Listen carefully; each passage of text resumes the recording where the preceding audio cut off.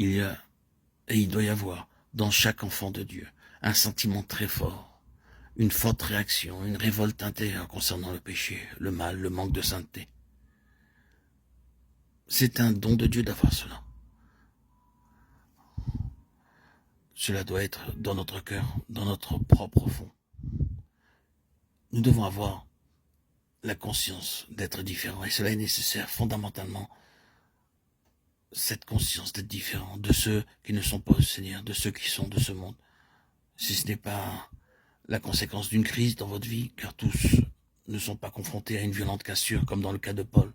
Quoi qu'il en soit, il doit y avoir d'une certaine manière ce sentiment de l'horreur du péché, ce sentiment de différence avec les autres personnes du monde, ce sentiment que je suis un enfant de Dieu, je suis différent des autres. Quelque chose m'est arrivé, quelque chose est arrivé, une grande et profonde différence existe quelque part. Cette conscience de ne pas être comme ceux qui ne sont pas des enfants de Dieu. Après cela, la nature de la croissance spirituelle fera que cette différence s'accentuera de plus en plus. C'est ainsi que ce monde devient de plus en plus une terre étrangère pour nous. Ce n'est pas notre foyer, notre demeure, et inversement, cette différence nous introduit de plus en plus dans le ciel comme étant notre véritable demeure. Maintenant, où est le ciel ? Je ne peux pas vous le dire, bien sûr, mais je sais que malgré tout ce que le ciel peut signifier, c'est à ce domaine que j'appartiens. J'en suis conscient. Et de plus en plus, je découvre que j'en fais partie. Et que je n'appartiens pas à ce qui est ici-bas.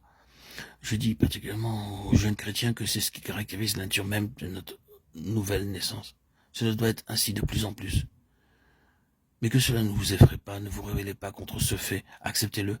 C'est la preuve que Dieu fait quelque chose de très grand dans l'histoire de votre humanité, faisant irruption pour introduire cette différence fondamentale entre vous et le monde.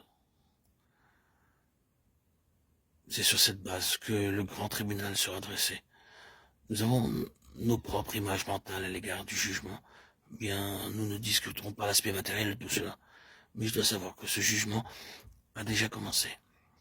Qu'il continue, que la finalité, c'est qu'il y aura d'une part ceux qui appartiennent à ce monde-ci, et d'autre part ceux qui ne lui appartiennent pas.